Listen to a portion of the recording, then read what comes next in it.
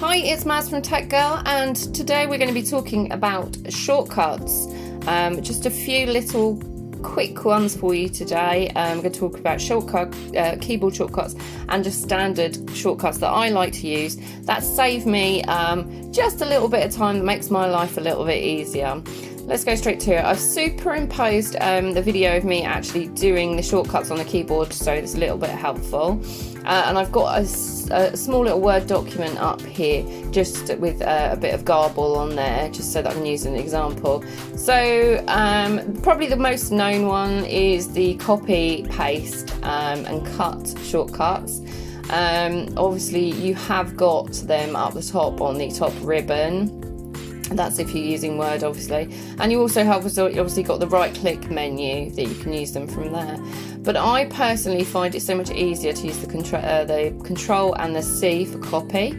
You see I'm just doing that now, and then I do control and V to paste. So control C, copy, control V is paste. Now you can also use the control and the X button, which is the cut button. And you see me again just doing the control and V. Now the other one that gets widely used is the control and Z, that is the undo button. But then you also have control and Y, which is the redo button. So if you want to undo what you've just undone, then use that one. Now the other ones are the brackets. Now this is one that a lot of people don't know. Control and the brackets make the text larger and smaller, and you can just use that so easily, and it's so much easier than having to go grab for the mouse. And I love that one. I have been using it for absolute years now.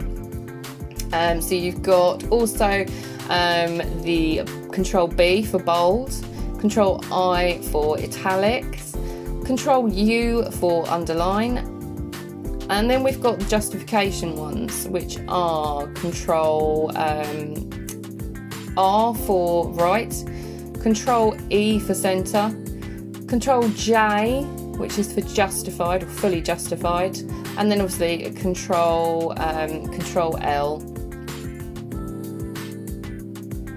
and that takes it back to the left aligned.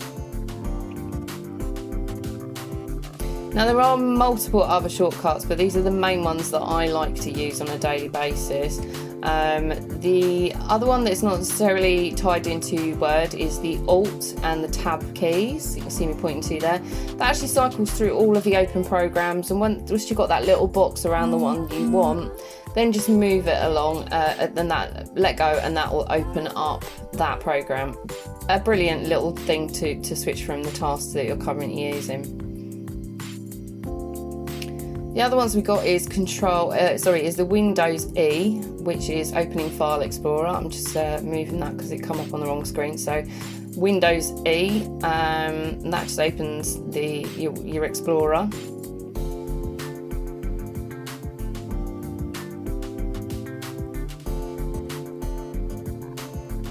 And then we've also got, there's me pushing the wrong buttons, Alt and F4. Now Alt F4 closes down any active programs, and if you do it to the point where you've got nothing on the screen, you've got nothing running, it will actually bring up the shutdown box as well, and give you the option to restart, shut down, and go into sleep mode. Yeah, just showing you that Windows key there. Mine looks slightly different because of my keyboard, but normally most people have the Windows one on it. So I'm just going to cycle through those programs again using that thing, that Alt Tab box again, it's Alt Tab shortcut. And the other ones we've got are the number buttons. Now you see I've got all of these little icons on the taskbar. Each one of those represents the numbers on the keyboard. So 1 is Spotify, 2 is my Chrome, 3 will be File Explorer, 4 will be Outlook, 5 will be Word, and then Windows, and 6 will be Excel. So they're all correspondent of those keys there, using that Windows key. Such a good little shortcut there. Now the other one we've got is the Windows and L key. Now that is just to lock your computer. Obviously you can do Control Delete and then just hit Enter. So now we're going to talk about some other shortcuts. These aren't keyboard shortcuts, these are just other shortcuts that I like to use. We're going to get another program open and just open, I think, a new document. There we go. And so this will work in any program. So the dark bar at the top, you see that? If you drag that down, it will stop filling the screen. Now if you drag that back up using that same bar again, you get these little knock marks, and that means that it's going to fill the screen. So once you let go, it will pop in, fill out the whole of the screen. Now this also works for the left hand side, so you again do it to the left, and it gives you a choice of what program you want to open on the right hand side, and then vice versa for the right hand side. So again, drag the program to the right hand side, get the knock marks, fill the screen on the right hand side, and then select your other program.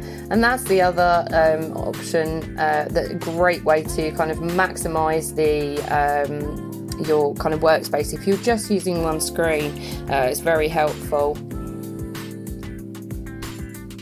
Thanks again for watching. Please do like this video if you enjoyed it, and subscribe to my channel. If you click the bell, you'll get a notification every time I upload. And if you want to follow me on Facebook, check me out at Tech Girl UK. Thanks again for watching, and I'll see you in the next one.